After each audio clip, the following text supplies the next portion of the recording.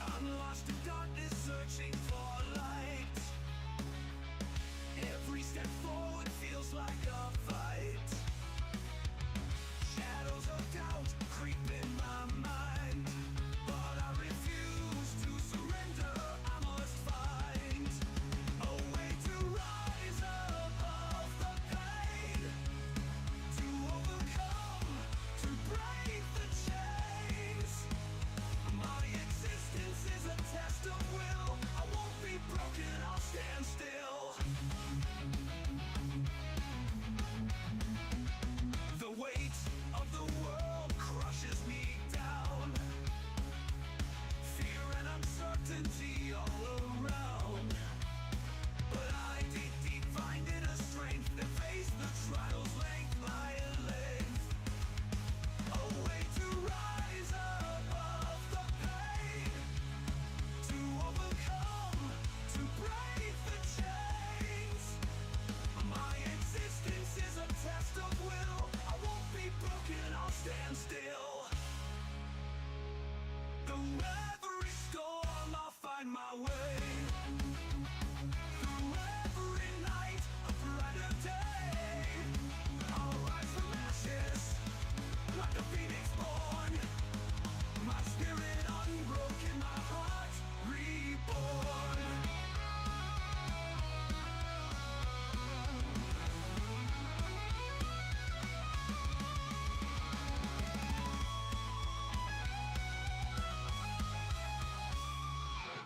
I've walked through fire and emerged scarred, but wiser, stronger, and unmarred. My existence is a test of will, of trials overcome, of a soul made bold. The weight of the world's above the pain, to overcome, to break the chains. My existence is a test of will. I won't be broken, I'll stand still. Oh, made bold. Through every storm, I'll find my way. Through every night, a brighter day. I'll rise from ashes like a phoenix born. My spirit unbroken, my spirit unborn.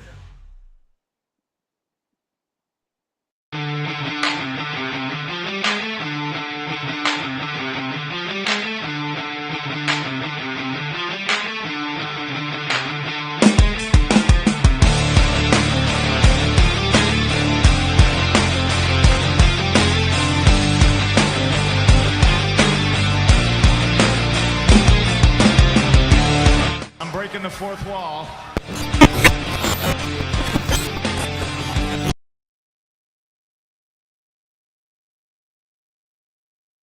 Ladies and gentlemen, welcome to Dirt Sheet Radio. I am your host, Mack. You may know me as Curbside Hero from Instagram. And we are here tonight to talk about Saturday night's main event. What a great show, guys. I thought this show was really good. I saw some chatter online about it being a glorified house show. I don't know if I would go that far. I'm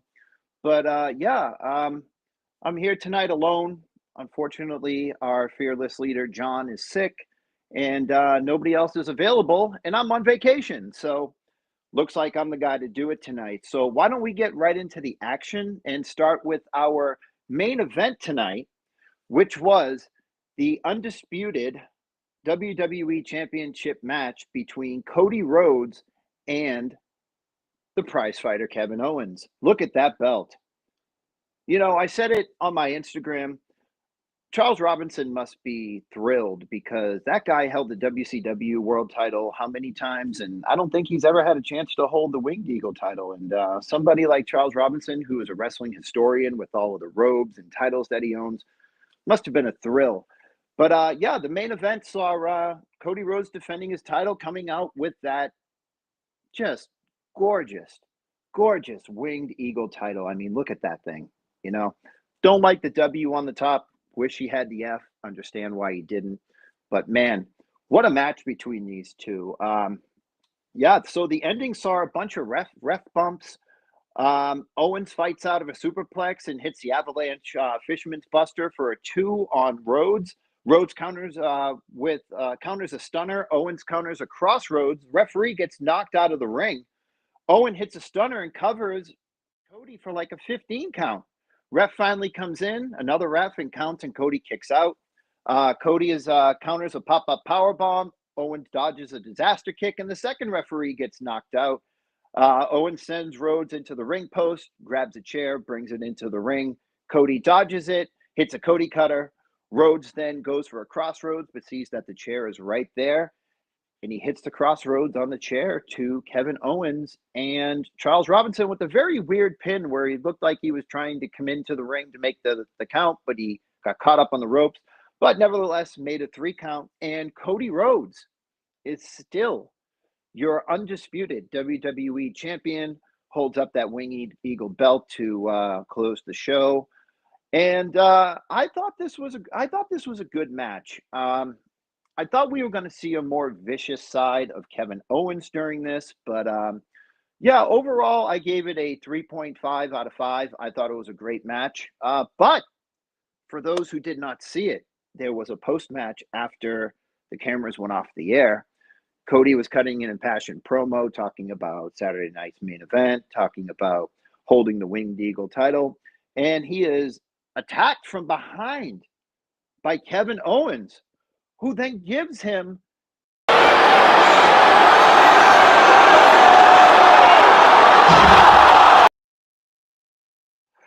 a package pile driver, which we have not seen from Kevin Owens in WWE since he's been there, which is crazy. They stretcher Cody out. Owens grabs the belt and heads up the ramp. And George, if you want to pull up what happened.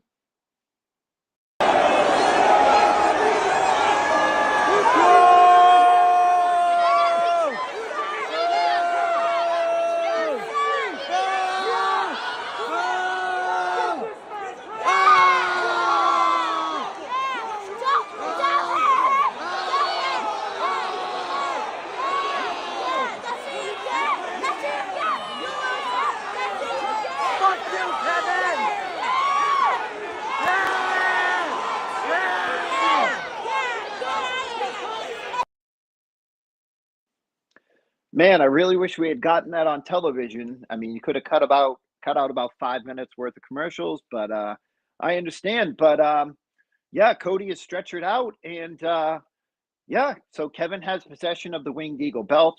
I don't know if that means it's going to stick around, but Kevin still has it. But nevertheless, Cody Rhodes is still your undisputed WWE champion. Now, there was a lot of talk about the SmackDown tapings being next week's SmackDown tapings being taped after last night's show.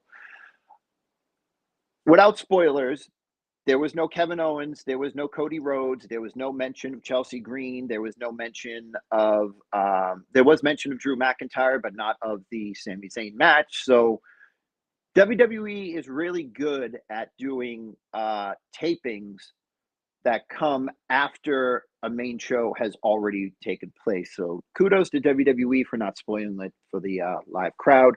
But since I'm not here, I can't play off of anybody. So why don't we just go back and Tarantino ourselves back to the beginning of the show? Yeah, sorry guys, my notes are a little wonky right now. But yeah, so the beginning of the show, they do the old Saturday night's main event, like song and video and everything, and update it. And we see Joe Testosterone, and we see Jessie the Body Ventura decked out in a snakeskin jacket or vest, whatever it was, in a feather boa. Ventura runs down the card and says that he didn't think Cody Rhodes was Dusty's son due to Cody's physique and ego. And then we get Pat McAfee, who is going to be back with the WWE very soon, starting on the January 6th Raw Netflix premiere. But yeah, to open the show, we have we had a great match, I thought, between Drew McIntyre and Sami Zayn.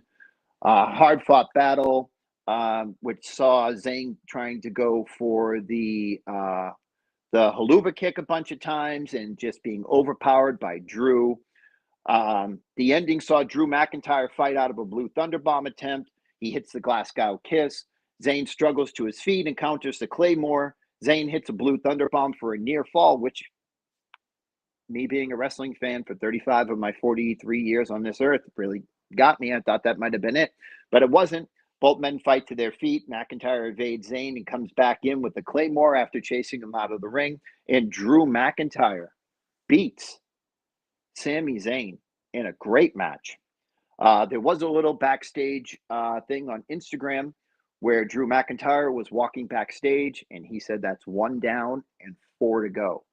So it looks like Drew McIntyre is going to be on the hunt for the original bloodline. And it begs to differ whether he's going to go after Solo, because Solo was the one that cost him the match at Clash at the Castle. And George has no clipped in. What's up, George? All this Jessie the Body Ventura coming into the booth, Pat McAfee coming into the booth. I can't leave you out here high and dry. I'm coming in. I'm tagging in. I want to make this a little bit more conversational. But yeah, this stuff with Drew and even the stuff with Owens, WWE is veering towards a more reality-based program, it seems. Some of the Owens' more dastardly acts have been done off camera, right, where we're allowing the audience to capture these very devious moments. But similarly with Drew, were you aware of this this interview he gave not too long ago on Busted Open? Yes, where I was. Yeah. Yeah, and he basically talks about how the company has taken from him, and now he's just here to do what he wants. I don't know how much of it is true, but it all works in service of his character, so I don't Yeah. really care. He Yeah. really is coming across as a badass here. With Sammy, what I love is that I love where he's at on the card. He can afford to take these losses and still bounce back with a fiery promo or an exciting program. I like that he's almost bulletproof at this moment in that way. And the last thing I'll say on Drew is that they made it a point when the match was over, Michael Cole did, to say that Drew is actively hunting the OG bloodline. So what an interesting sort of like fish eating a bigger fish situation we got, where our OG bloodline is focused on the current bloodline, and Drew McIntyre's in the background sniping OG bloodline members, as well as like Seth Rollins. You got CM Punk's in the mix, Sami Zayn. I'm loving how everyone is being added to this stew here. Yeah, it's going to be interesting to see because Solo Sikoa was part of the OG bloodline. So it's going to be interesting to see if Drew can penetrate the fortress that is the new bloodline, because you have Tama Tonga and you have the wrecking ball that is Jacob Fatu. So that's going to be interesting. I like the dichotomy of WWE flipping the whole bloodline storyline on its head, where you had 2 years ago Drew McIntyre fighting against the bloodline, who were the heels. And people wanted Drew to vanquish Roman, wanted him to beat Roman 2 years ago at Clash of the Castle. And now you've totally flipped the thing on its head, where now Drew is the bad guy and he's chasing after the bloodline, who are the good guys now. So it's a crazy juxtaposition that WWE has told this story and was able to interweave and make it feel so natural and not make it seem like convoluted or anything. They made it very simple. The heels, like especially KO, he's justified in his actions. Drew McIntyre is justified in his actions, but it's just that everything is so backwards now. It's like Bizarro land. Yeah, I love that Owens gets an out too, right, with the chair shot. Yeah. They make it a point to say that. I loved hearing Jessie the Body on there just constantly rallying against Cody. And just talking about like, well, he cheated, like Kevin Owens didn't, so he definitely has an out there. Triple H was a noted heel for a very long time. He knows how to protect them, and how to keep them interesting. And more importantly, in the case of guys like Drew, knows how to keep them with heat, Yeah. how to ratchet it right back up. So I can't wait to see what they do with Drew next. Yeah, I go back. I said this last night on the SmackDown recap, but there was a interesting tidbit from the WrestleMania press conference where someone asked Triple H during the media scrum after night two, after Cody won the title, if this was the crescendo to the Bloodline storyline, and Right. Triple H basically said like, no, like if you think that you've seen everything, you haven't seen nothing yet. And you know, being WWE and being me and watching WWE for so long and watching it go from the top and then kind of like in the early 2000s like declining and then kind of like just staying steady for like, 15 years. I was like, what are they going to do? But man, they've really surprised me with this whole thing. I love Drew. I love his motivations. I love his character. I love KO. I love his motivations. I love his promos. I love his character. Everything that WWE is doing right now is hitting on all cylinders. Quick question before we move on to the next match with Cody, and this Owen stuff. Obviously, it's not finished yet. Do you see Cody finding himself back in the midst of all this bloodline stuff by Mania? Do you believe this stuff with The Rock possibly not being, possibly being tied up? And where do you see Cody Rhodes at all at Mania? Do you see him walking in as champion? Is he contending? I said this a couple of weeks ago on one of the on the flagship podcast that I'm of the belief that Cody doesn't have to have a long reign after we just had Roman hold the title for 4 years.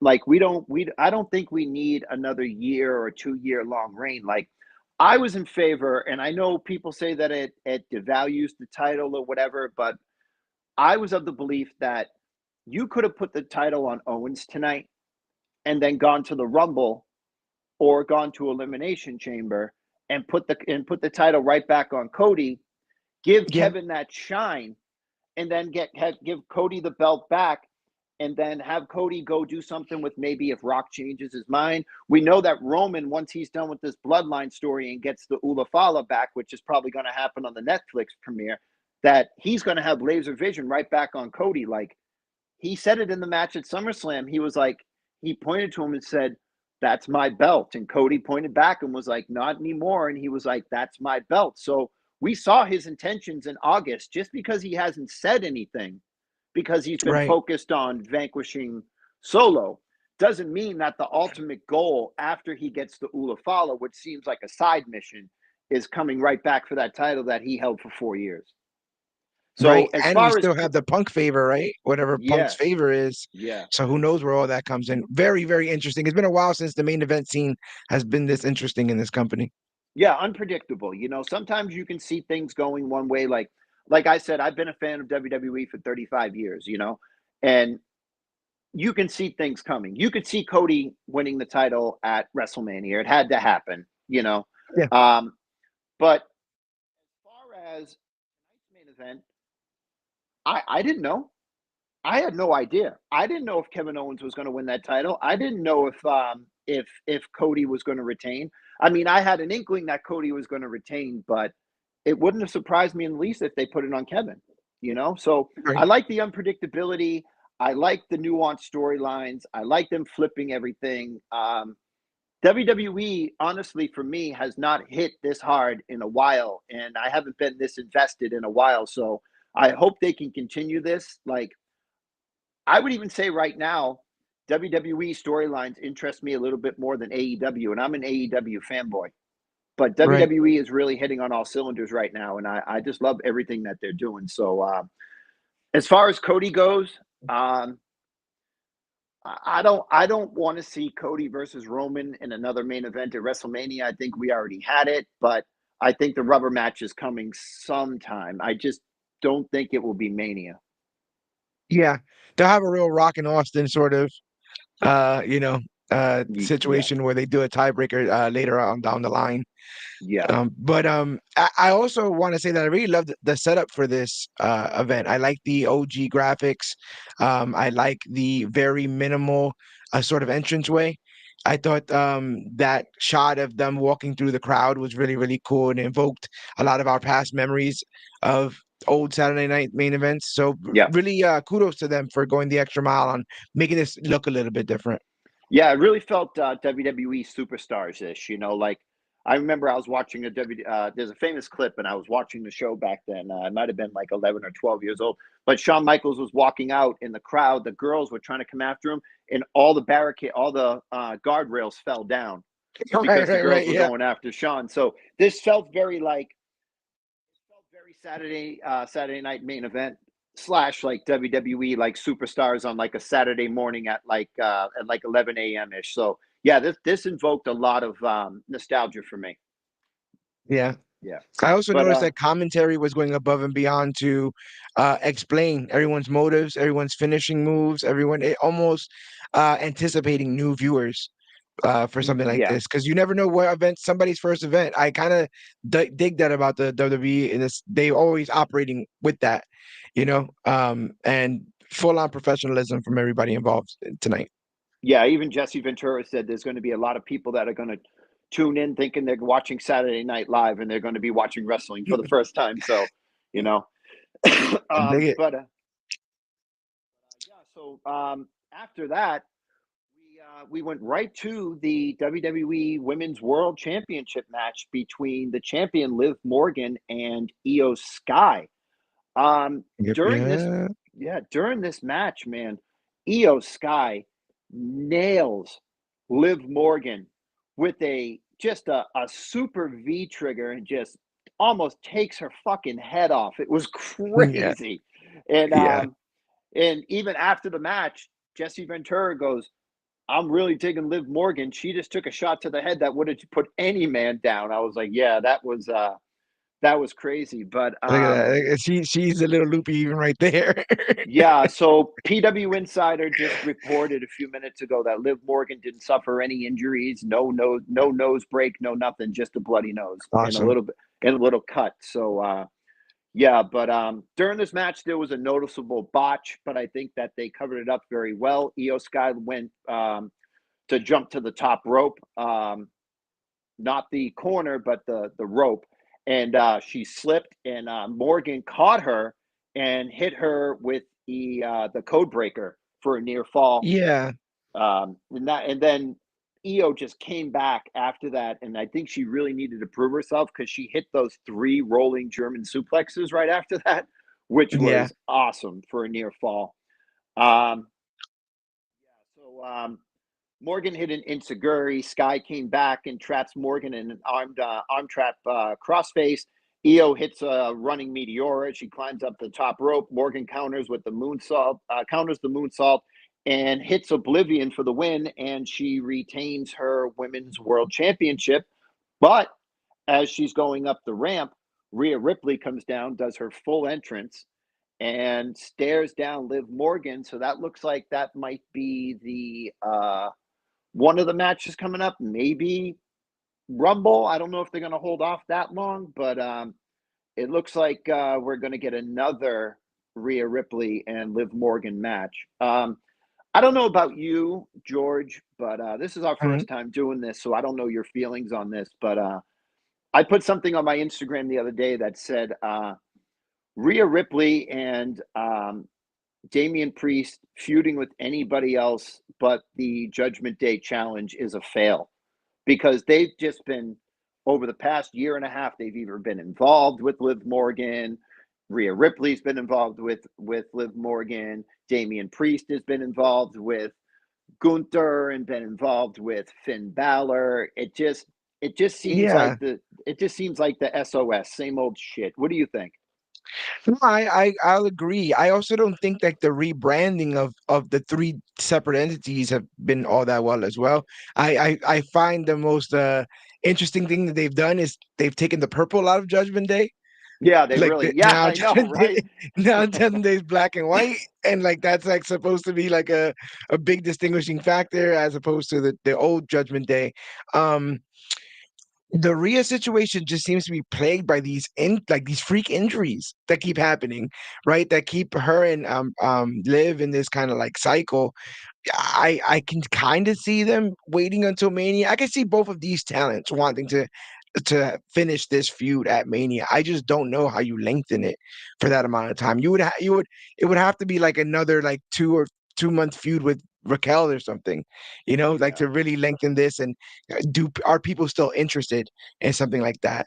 One of the things that I found the most interesting is oftentimes we talk about a character's presentation and their promo skills and what they're able to do to get over with the fan base, and it always amuses me, amazes me that Io Sky is so popular with the fan base, having not done a tremendous amount of promo work.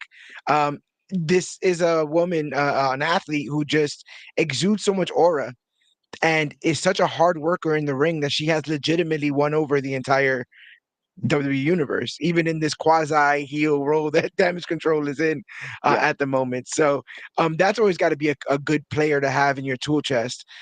Somebody who can just go out there, bust their ass, and always win the crowd's favor.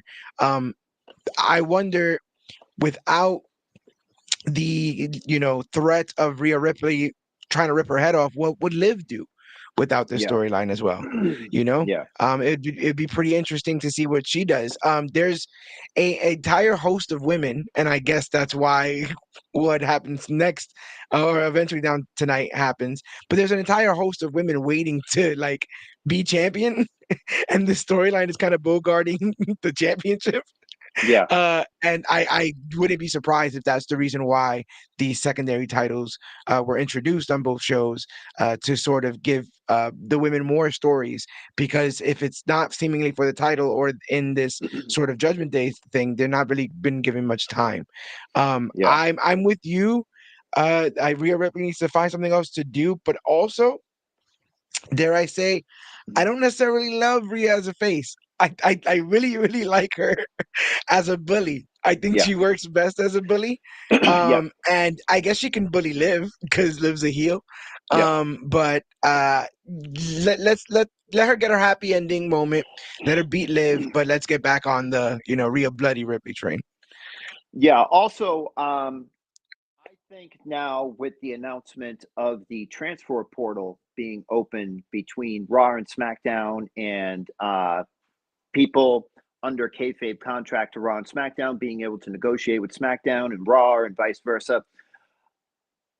Me personally, I believe that somebody like Damian Priest would benefit from going to SmackDown and just moving away from all of this Judgment Day bullshit stink that he's had on him for the past, Yeah, 6 months, or, whatever it's been, 5 months since SummerSlam, since the whole it Judgment Day feels like broke up. 6 years. Yeah, I know. It Yeah. feels like it's been a very long time. Yeah. Because what's the old joke? SmackDown's being run by the Bloodline storyline. Raw's been run by the Judgment Day storyline. Yeah, And you're totally right about the secondary titles being created, because it seems like on SmackDown right now it's Candice LeRae, Nia Jax, Bayley, Naomi, and Bianca Belair. You don't have any room for like Meechin. You don't have any room for Chelsea Green, Piper Niven, or a litany of other female wrestlers on the roster. So giving them a United States Championship and an Intercontinental Championship, I hope WWE, and I have the hope because of how good they're doing lately, I just hope that they create interesting storylines around the belts, and we just don't get random matches. Like, say if like Lila Valkyria wins the Intercontinental title, and the next week on Raw she's come out and cuts a promo, and then like Katana Chance comes out and says, "Hey, I want a shot," and it's like, no, let's create some interesting storylines. Let's create some intrigue and some drama. Let's have somebody come out and attack somebody and hold up the title like they used to do. You don't see that a lot yeah. lately now. But I have faith that WWE can really put some oomph into these women's mid card titles. Um, and as far as the transfer portal, I know I went off on a little tangent there, but the transfer portal, if anybody's going to be traded, think Braun Strowman's already been traded because he was fighting Ricochet, but he was on Raw Yeah. previously. But if anybody could benefit for a new coat of paint, it's Damian Priest on SmackDown. Yeah, I would. Like I said, if Charlotte's headed back, I'd even put Rhea on SmackDown. Yeah. And then there is, and I know because I just recently went to a live event over here in Tampa for NXT, and let's say they had 7 matches. I would say about the 4 to 5 were women's matches.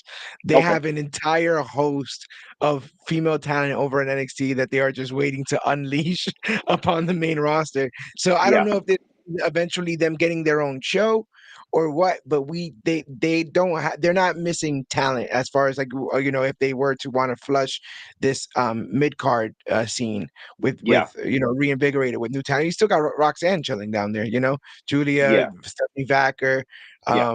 so many talents, so many talents. Yeah. I think you're going to see. I think you're going to see the floodgates in NXT as it pertains to the women. I think you're going to see eventually. I think Roxanne's dropping that title at New Year's Evil, so I think she's going to be brought up. And if she's not, that's just what else is there to do? She's the two-time champion, Right. longest champion in history, and you have people like Fallon Henley and JC Jane waiting in the wings to really take that main event spot. I think Cora Jade would be down there a little bit longer. She seems like she needs a little bit more seasoning. Plus, Yeah. she's been injured. I think right now you could take Sol Ruka and just throw her on SmackDown right now. She seems to be the most developed out of anybody. I You agree. could take Roxanne, throw her on SmackDown, and put her right in the mid card title scene. Cara Jackson and Last Legend were on SmackDown, but now they're back on NXT. I don't know what happened with that, but Incredibly entertaining little team there. Kalani Yeah. Jordan, incredibly Yep. talented as well. Yeah. Could have a good match with anyone. Yeah. Like I said, like back in the day, we used to be able to count them on one hand Yeah. in I like know. the women's division. Yeah. It So used to an be. embarrassment of riches. It used to be like Lita, Trish, maybe Victoria. Throw So Ivory there on occasion, yeah, and Ivory, Molly Holly. When you need a really good match out of somebody. But yeah. And if everybody else is sick, they might throw Terry into a match. God, I know. But yeah, so sorry for our little tangent there, fans. But we get back to the action with the world title triple threat, the World Heavyweight Championship between the Ring General Gunther defending against Damian Priest versus Finn Balor.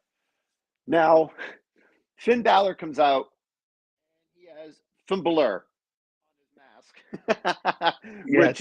which is crazy. I don't know how we saw in that thing. I don't know if it was mesh, but he stuck out his hand to JD McDonough, and JD McDonough went to go hit it, and Finn was pulling it away as he was Completely hitting it. missed it. So Completely yeah, missed. What about the so FXXX above him? God, I It know just this looked looks like he was cursing. like it says fuck, yeah. But Oh, I was crying. And I'm thinking to myself, I'm like, okay, because to me, the mask stuff is like evocative of like Kanye, right? Like when he was doing all that like absolutely, yeah, avant-garde sort of art stuff. So like, I'm like, what is Finn's character? He's like, in my opinion, he's a fuck boy. absolutely, He's a UK high fashion, fast cars fuck boy. And just like watching him play that role, I was very interested. I don't know where it came from, but in this match, it was so clear to me, like all the seasoning that these are all former NXT guys in this match, and majority of this card. And you got to think Triple H is sitting back and like these are the matches he was hoping would be main events for pay-per-views when he was booking smaller, versions of these matches on NXT. And now you have, 3-star pupils here, busting their asses. yeah, And it just like it made me smile because I'm looking at Finn and I'm like, I remember when he would come out and people would just like golf clap. Like they were just yeah, kind of like happy he was around, especially when yeah, he was doing that whole like blue tights, red tights, white tights thing that he was doing yeah, for a while. yeah, yeah, yeah. people were kind of just being polite with him, and the fact that he has found this new like kind of twist, I'm really really digging it. And like I don't know, man. I'm a conspiracy theorist. I feel like eventually they could still pull out like a Bullet Club thing out of all this. I feel like Yeah, everybody's yeah, here. Like yeah. Tom Matong is here, Carl Anderson's here. Like Yep, they're all here. yeah, If ever down the line, like they have all that in like their in case of emergency break glass kind of a situation there with this company. So again, like we are in a world where they could do a match like this, a card like this, and they're missing half of their wrestlers. They're missing half of their stars. Again, no bloodline here, no Seth here, yep, right? Bronson Reed's injured, a bunch of other wrestlers, but they are yep, rotating them out in a refreshing way, yep. and keeping everybody fresh. Uh, Love to see it.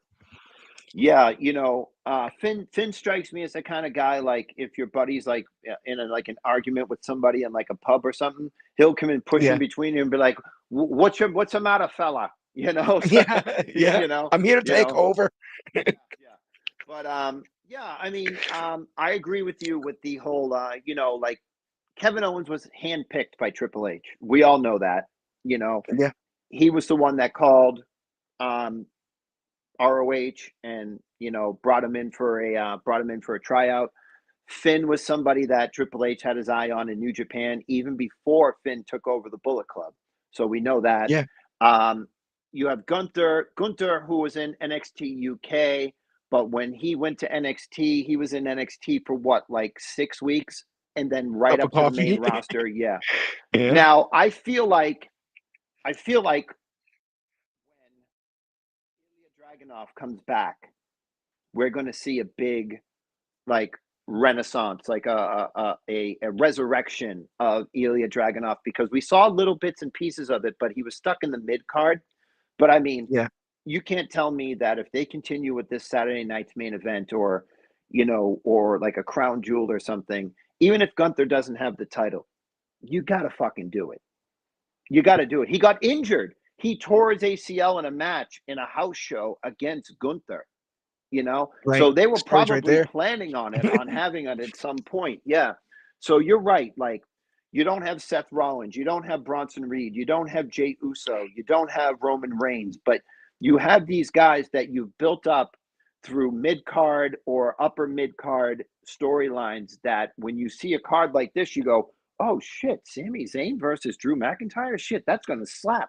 And then you go, Yeah. oh shit, Damian Priest and Finn Balor and Gunther in a three. Oh my God. Like, because WWE has conditioned you to believe, which is true, that these guys are important, that they're worth Yeah. your time, that they're worth watching. So like you so eloquently said, rotating people out and rotating new people in, even if it's one or two shows or 1 or 2 weeks, they have a bench that they have a it's like I'm a Celtics fan.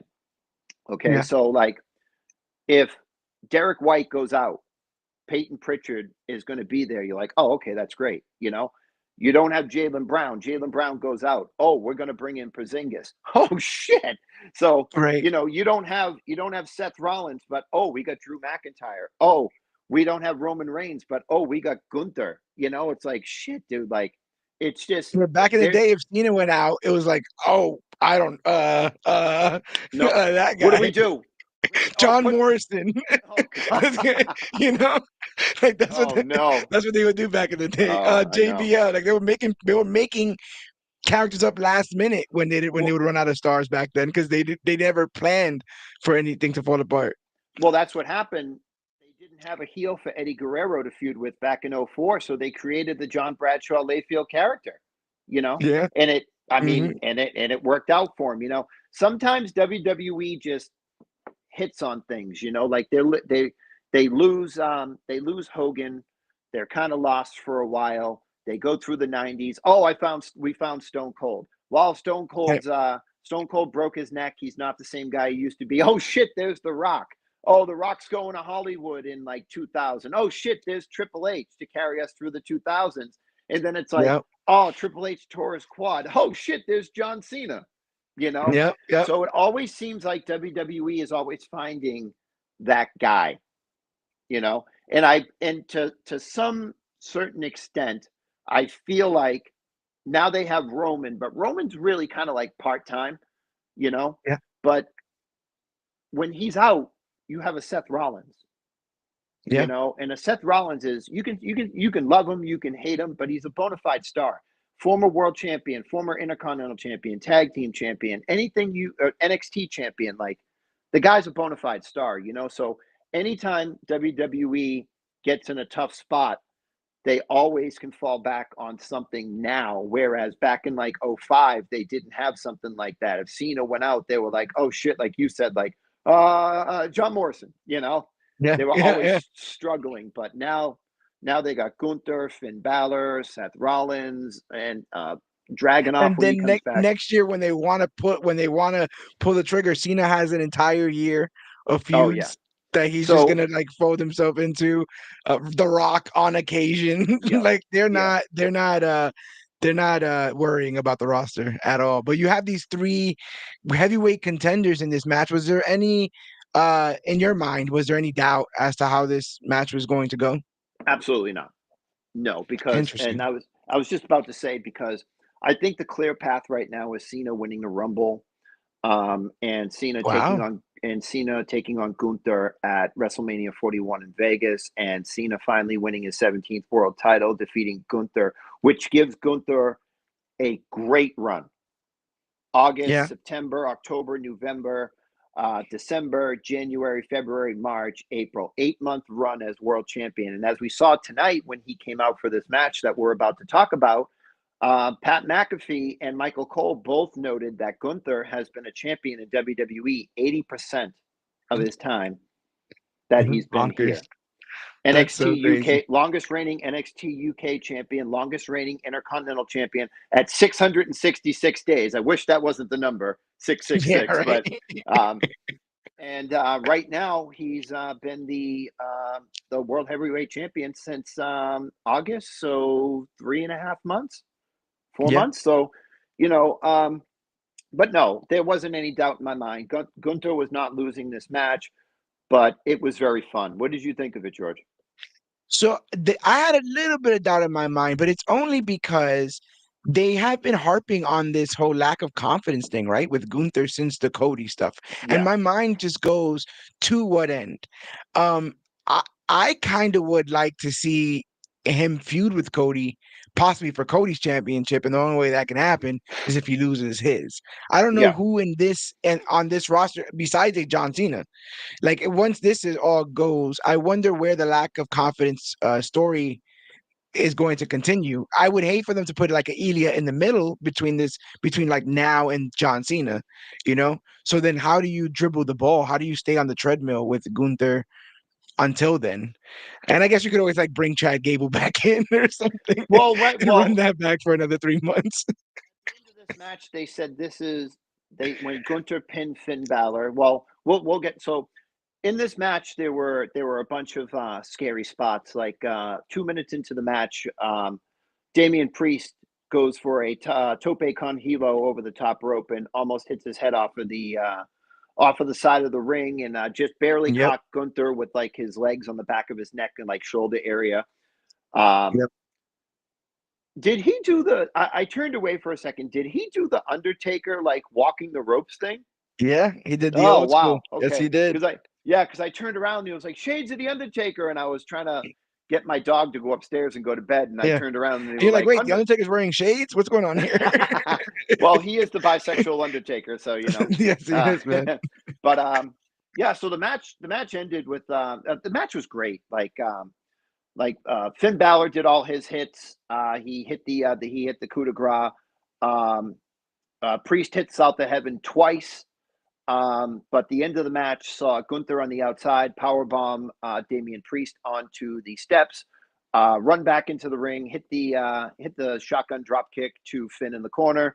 Finn comes stumbling out and runs right into the ring general powerbomb, and Gunther retains the title. And Michael Cole, speaking of what you were saying, George, said that at the beginning of the match that Gunther is dealing with some confidence issues since losing the crown jewel title to Cody, but this win could really boost his confidence. So I'm seeing them still going with it, but what I could see happening now, I don't like the fantasy book. I think it's for dweebs, but I'm gonna go against Yeah. my I'm gonna go against my thing here.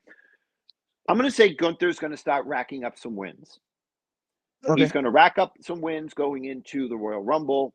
Cena's gonna win the Royal Rumble, and then we're gonna see Cena on the mic, which Cena is very good at on the mic, and Hmm. start cutting down Gunther, start maybe getting into his psyche a little bit, saying like, "You can't beat me. I've been gone for a year and a half, and I don't think you can beat me," whatever. So, um, I would love to see that. I would love to see John Cena try to get into like the cerebral cortex of like Gunther's mind and maybe put some doubt, and then LOL Cena wins at WrestleMania. But like I said, Gunther has an 8-month reign. He moves on and goes on to the next thing, whatever that may be, SmackDown or whatever. I don't know where I mean, you like you were just possibly saying, the next thing, if Cody's. you pass, yeah, Yeah, the original sin. This all started with that one loss I got not too long ago. It's yeah, what planted the seed of doubt in my mind. yep, I overcame it, but obviously it's still there yeah, a little bit. yeah. I just think Gunther is my favorite kind of heel. He's a bully heel, and the reason why I like bully heels is because you don't have to speak. The way he disrespects his opponent in the ring, you sometimes he just does stuff and you go, you didn't have to do that, bro. You know what I'm Face saying? Like wash this in the is corner. yeah, the smacks in the face, the kicks in Yep, the face, yep. all that. He's just a big bully. That's the reason why the Dragunov stuff worked, because you just saw him beat this guy into pudding so Oh much yeah, that you just like just fight back, like just yeah, and yeah, I think that's where he's the best. So I haven't necessarily been on fire with his feud with Damian Priest because he can't bully Priest. yeah, And I think that feud was more so for Priest than anybody else because I've seen yep, him sort of fire up more yeah, recently and he's kind of developing a top guy aura that I feel like he didn't even have when he was champion. I yeah, think he's kind of getting more comfortable in that space. But yeah, yeah. the sooner that they could separate these three, I feel like the better. Yeah, Get past this. I've been a Damian Priest fan since he was tearing it up in Ring of Honor as Punishment Martinez, and I wasn't um, I wasn't too big on him when he came into NXT, but man, I gotta say, over the past like 4 or 5 months, like right around the time that he lost the title, well, when they were showing dissension between Finn and Priest, when they were like nagging each other when Priest was still in the Judgment Day and still had the title, Yeah, before Finn ultimately turned on him at SummerSlam, as we saw, um, he started gaining a lot of like, you could see like his shoulders kind of just like loosened a little bit, and he just started being himself, and um, started cutting promos more passionately, and when he kind of lost the Judgment Day group, I kind of felt like I was like, oh man, well, he's lost his group. He's going to be he was reliant on that group. He didn't have to cut many promos. Finn and Rhea usually cut the promo. But man, when he broke away from the Judgment Day, man, and he started going on that like little run to get to Gunther, um, at when did they fight? Did they fight at Bad Blood? SummerSlam, wasn't it? No, the rematch. Oh, yes, Bad Blood. Mhm. Bad Blood, yeah. And Finn interfered again, and Gunther beat the shit out of him this time. Um, I was like, man, I'm like, this guy is really good. Like, he's really like reinvented himself from that, lackluster title run, Um, and when he came out tonight and he had the purple with the wings, and then the angel's wings turned into like bat wings, demon's wings, Yeah. and the crowd was going crazy. I was like, man, I'm like, they really got something in Damian Priest. They just got to get him away from all of this bullshit. Yeah. Yeah. And what's interesting as well is I can't help but feel like we also are living in a very unique time. You said you've been a fan for 35 years, so you can attest to this. Some of the wrestlers on the roster now have been on the roster longer than some of the biggest legends in the history of the company. Oh When you yeah, think of guys absolutely. like Austin and Rock, like Rock was in the company for what, not 10 years, 96 to 2003. 3? 2000, yeah, because he left after he lost to Goldberg, and that was 2003. Yeah, he's come back sporadically. He was back in '04, and I think in like '09 he came back. But yeah, 96 to '03. That's only what? That's 7 years? Yeah, Hogan does what, 84, 84 to not 80, 94. 84 to 93, 9 years. See what I'm talking about here? Yeah, And so like Seth Rollins, Roman Reigns, these guys are coming on 10 years. Guys like Kofi Kingston, 15, 16, yeah, 17.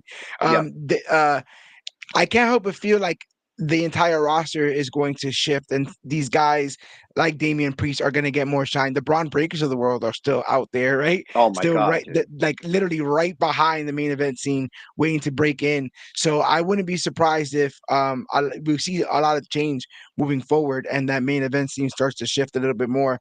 I don't know how much Roman wants to be around in general.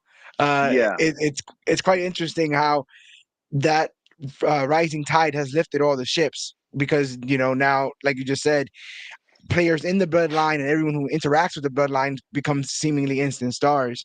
yep, And with that, I just like you said, we're at a point where you could just spin a wheel and pick two people and be like, that could be a good program.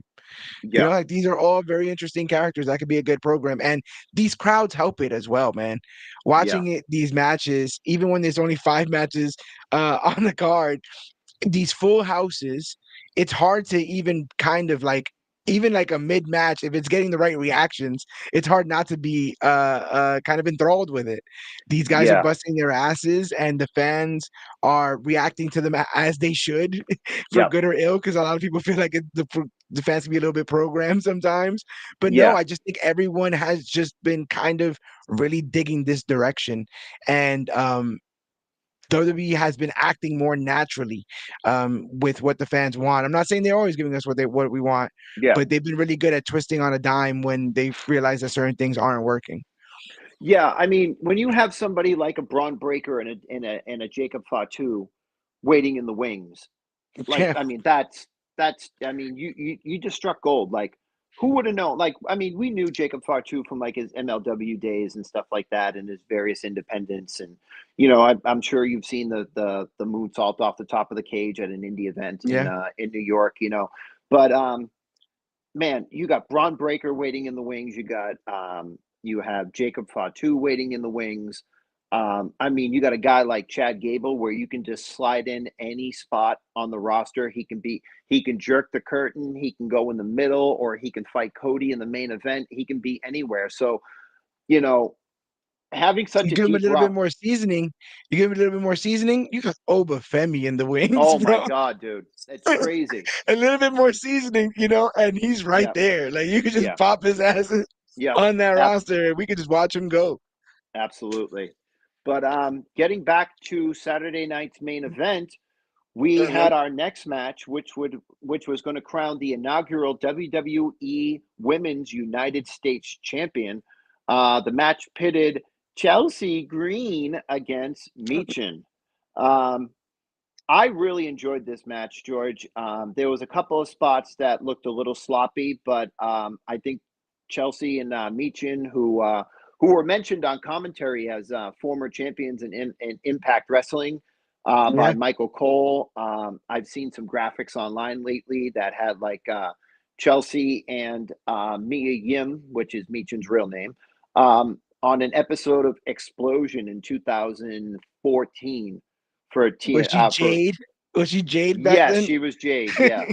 So Yeah. I saw that, and for them to be here now proves that hard work really pays off because these two had an amazing feud during the middle of this year. Um, Mhm. the dumpster match, the hardcore match. Meechin's been busting her ass with Nia Jax, where she got killed in that garbage can by Yeah, yeah. Nia. Um, but yeah, these the match started out a little rough, but when Meach encountered the Rough Rider and hit that big German suplex and then the tornado DDT, I think that's where it really picked up. Um, we saw Piper Niven get involved a couple of times. Mhm. Meechin gave her eat defeat on the outside. And then she gave one to Chelsea, but Chelsea rolled towards the ropes and got her foot on the ropes. The referee saw it. Meechin sits Green on the top rope. Meechin smacks her. Chelsea smacks her, and then goes over the top of her, lands on her feet, jumps up in the air, and hits a fucking unprettier. Dude, Gorgeous. I jumped out of my seat. It Yeah. takes a lot. Wrestling takes a lot for me to jump out of my seat, unless it's a Will Ospreay match or something like Obafemi throwing Yeah. Wesley from Orlando to Palm Beach. Right, right. It takes a lot. But when that happened, I went, "Holy shit!" I was like this for like a good 10 seconds. But Chelsea made the cover, and Chelsea Green is your new and first ever WWE Women's United States Champion. And I don't know about you, but after the match, when they were doing the replays, I was like, please have Piper handle the title. Please have Piper handle the title. But that's not what happened. Nick All Aldis right. comes Yeah. down and puts the title on her. But you could really tell when Piper put Chelsea on her shoulders that she was genuinely happy for her. Like Chelsea looked down at her and rubbed the side of her head. Like I've been very, very positive about Piper Niven and Chelsea. More so Piper Niven because I think Chelsea now has shown that she's a real player. Mhm. Piper got a chance to show that she was a real player against Bailey at Clash at the Castle, and she Yep. showed the fuck out. But I still don't think Piper gets the shine that she deserves. So I'm hoping at some point Chelsea would be a good friend and give Piper a Title women's shot. United States title shot because dude, I'm such a fan of Chelsea Green. I'm such a fan of Piper Niven. I love this. I love this duo. Um, and remember, Chelsea was teaming with Sonya Deville, and then Yes, Sonya she was. Deville tore her ACL, and then they put Hmm. Piper Niven with Chelsea, and man, that was a It was happy supposed to be like accident. almost like a one-off odd couple sort of thing, and Yep. it completely worked. Yep. One of the other things that I will say that I've been watching kind of closely with this whole Triple H regime, Mhm. Triple H remembers, and Triple H will reward you if you are there and you are diligent and you are busting your butt. Oh It's the yeah. reason why Seth Rollins is the first ever, the new whatever they call it now, the World Heavyweight Champion. Yeah. Like he remembered the same thing with like the Damian Priest being Money in the Bank. Like Damian Yep. Priest won that Money in the Bank after having a very careful match with the biggest Latin pop star in the Oh world. yeah. Oh dude, you know, that Bad Bunny match was amazing. Yeah, so like all this stuff Triple H doesn't forget. And so it made me smile to watch two of the most selfless women wrestlers in the ring fight for the very first chance to be the very first women's United States champion. That made me smile.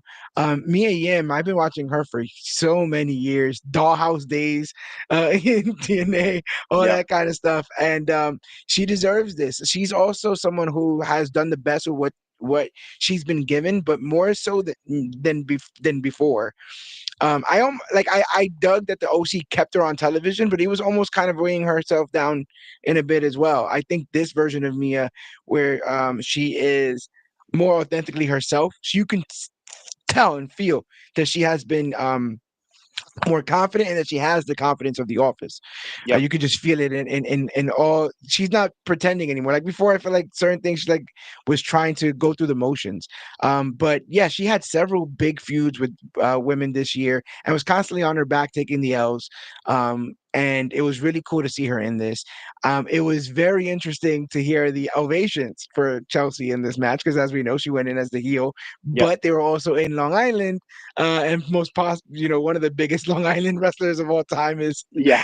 the Long Island Ice to See himself, Matt Cardona, Yep. her husband.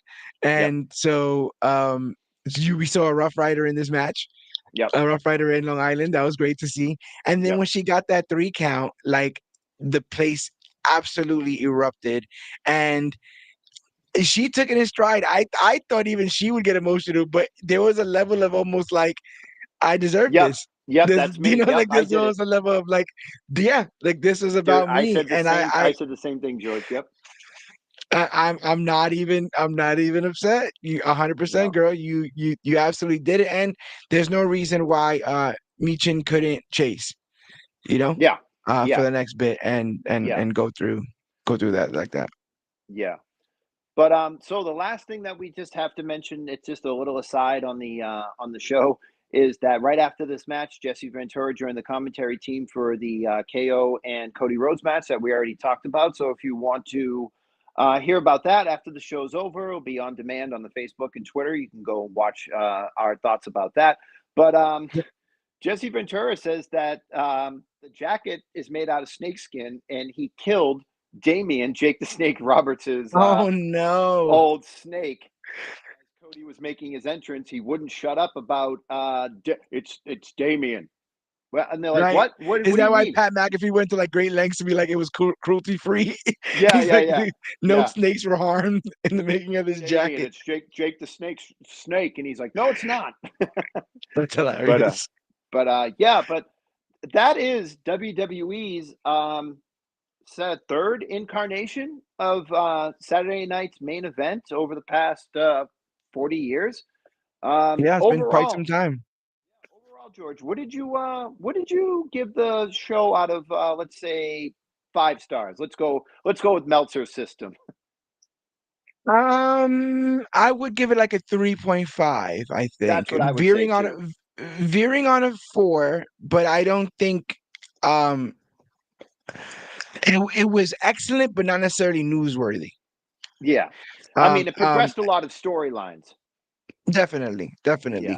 Going through the sort of thing that you guys normally do here, who do you think was tonight's jobber of the night? Oh man, that's a tough one. I'm gonna go with Finn Balor Yeah. because he seemed like he wasn't the guy. Like if anybody was going to win that triple threat match, it was either going to be Gunther or Damian Priest. It was never going to be Finn Balor. Even though I love Balor, I love Prince Devitt. I've loved Prince Devitt even when he was with Apollo 55 with Rakushki. I can't even say his name. You know who I'm talking about. Oh, yeah. Um, um, but yeah, it didn't seem like he had even an iota of a chance in this match. You know, like I don't think the crowd believed it. Maybe when he hit the double stomp and then Priest broke up the count. I think that's Hmm. uh, I think that's all we were getting from him. I hate to say it because I love Finn so much and I respect what he does, and I've met him and he was nothing but nice to me. But I'm sorry. I'm sorry, Fergal. You're the jobber of the night. What about you, George? I'm gonna go with Sami Zayn, and the reason why I'm gonna go with Sami Zayn as the jobber of the night is I was told by both Drew and then later on by Michael Cole that Sami Zayn has yet to beat Drew McIntyre, that Yeah, they have he's fought Owen. unstoppable appearances, and he Yeah, still has yet to beat him. So at least a jobber in Drew McIntyre's eyes, and I wonder if that's ever something that they're going to rectify, or if that's just a little tidbit, little piece of trivia. But that's our Jobber of the Night segment powered by comicbookclick.com. But now we move over to our Megastar of the Night segment powered by Cold Case Project. Who do you think was the megastar of Saturday night's main event? so I would have went with Kevin Owens if they had showed the stuff that happened off the air. But Kevin took one crossroads onto a chair and he lost. So I'm not going to go with him. I'm going to go with my girl Chelsea Green. Like just her reaction, like from going like, "Oh my god, I won," to like, "No, you're damn right, I won. This is mine. I deserve this." Like the thing about Chelsea Green is that in this tournament she didn't cheat once. I mean, Oh wow. Piper Niven might have, made her presence known a little bit, but it didn't really affect any of the matches except for the Bailey match when Bailey went to the outside, but Bailey went to the outside to go get Piper Niven. Right. Piper Niven didn't go in to get Bailey, and then she came in and got kicked in the face and got the unprettier. But the thing about Chelsea Green is that she legitimately won all these matches. Yes, they did the storyline with Jade and Bianca in the middle of her match, and Bianca splitting, and then Chelsea Green winning that match. But yeah, man, if anybody deserved that title, it's Chelsea Green. She's been working her ass off, and she was my megastar. What about you, George? I Chelsea Green is a great choice. I have to agree with you there. For me, I'm thinking of who I would want to have been tonight. And I think the person who had the most fun tonight is Cody Rhodes. I can't help but believe that the son of a plumber, the title that they took from his daddy in the garden, just a couple miles away from Madison Square Garden on Saturday Yeah, night's main event, holding the winged eagle given to him by Triple H. Like, I don't know, man. Like sometimes I feel like I was really wondering. I was like, dang, they left Cody off of War Games. I was like, yeah, that's big. I guess I was like, he's getting Saturday night's main event. I guess that's okay. But looking at that trade off, like they almost tailored this main event for him, yeah, and they tailored it in a way that would have made his father proud. And then similarly to making his father proud, the story's not over when the bell rings. Getting sympathy, reheating the angle up, yep. ready for the next level there. I got to go with my boy Cody Rhodes on this one.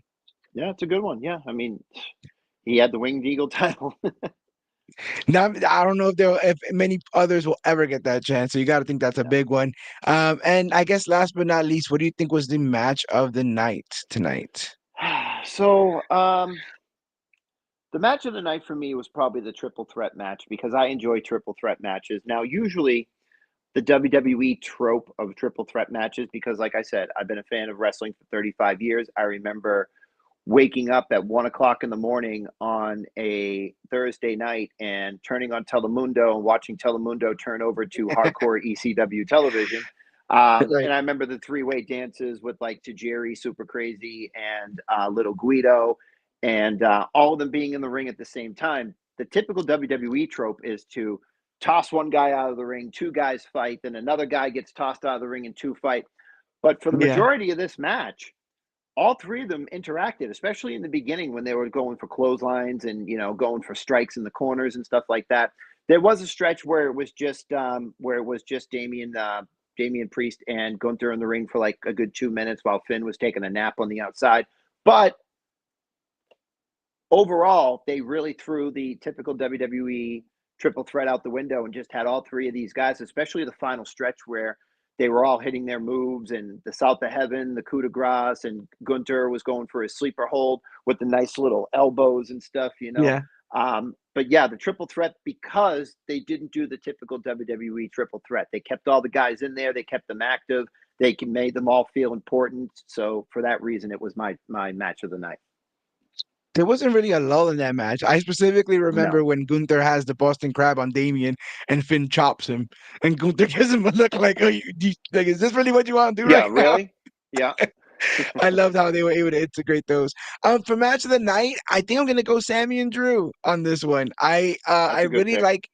I really like these two chemistry. I've already said my favorite kind of heel is a bully heel, and I feel like Drew is leaning more and more into that sort of facet. The near falls all got me.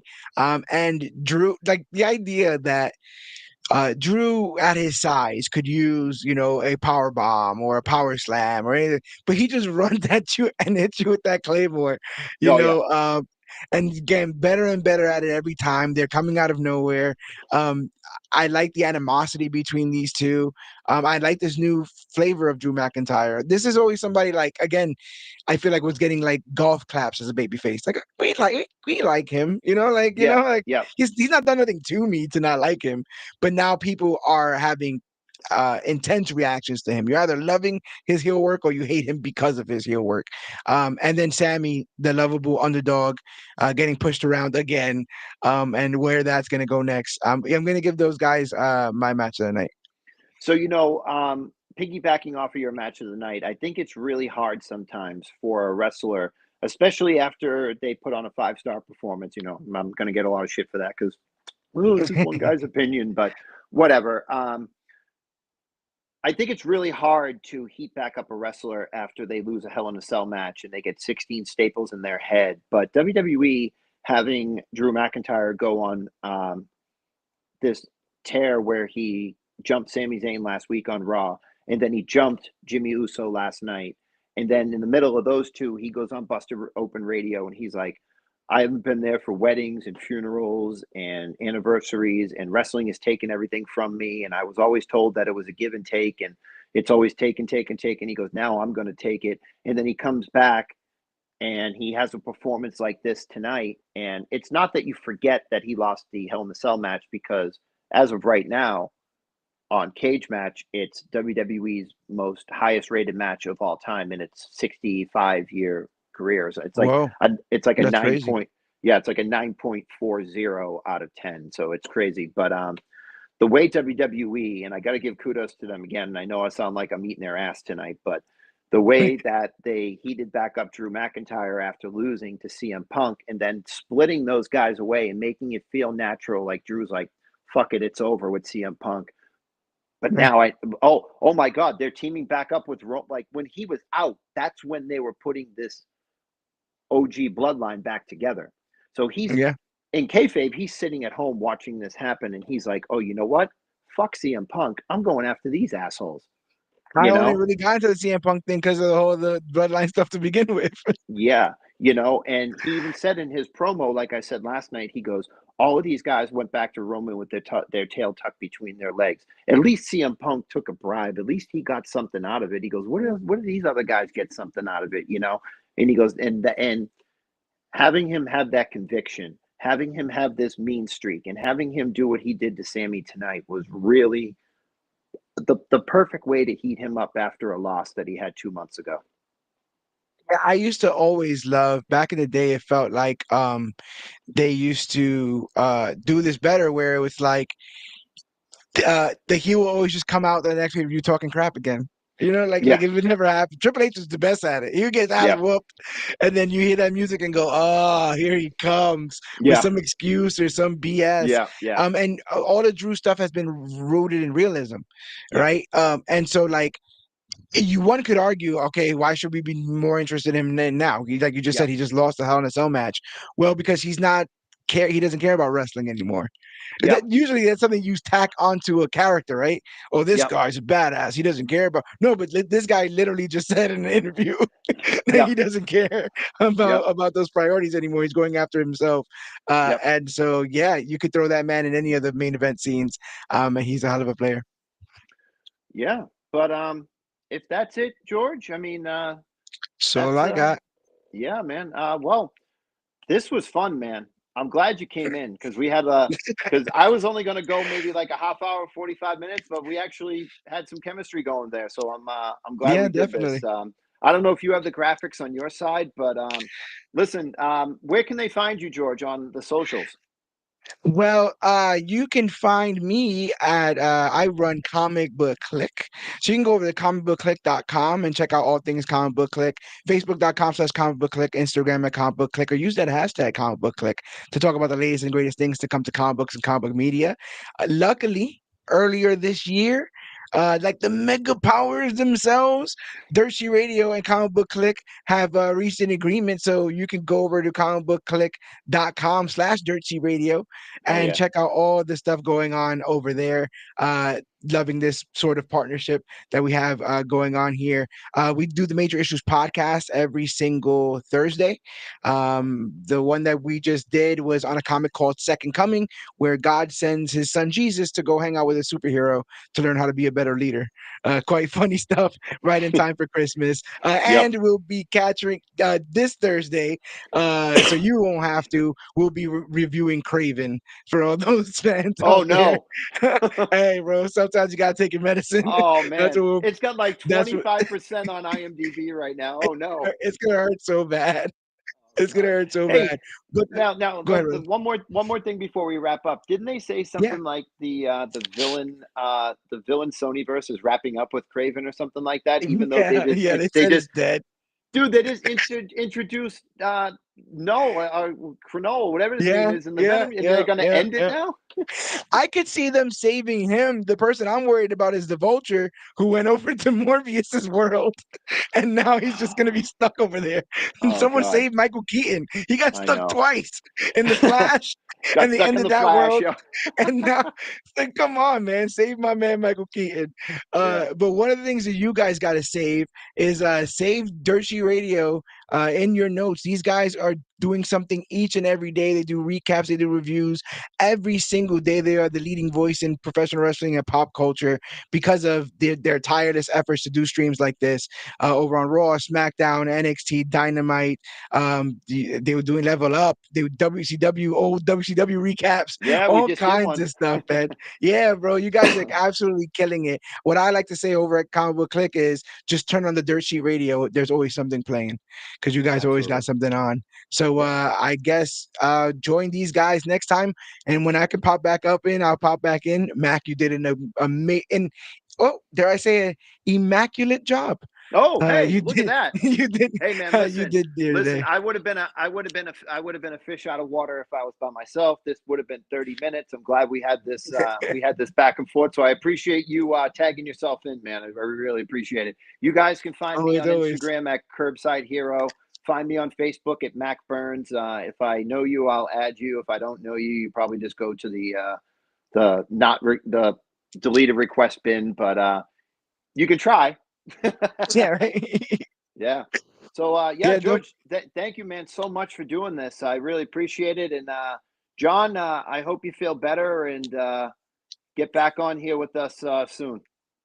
Yes, please. And everybody out there, just have a good night. And always remember, you, yes, you are worthy.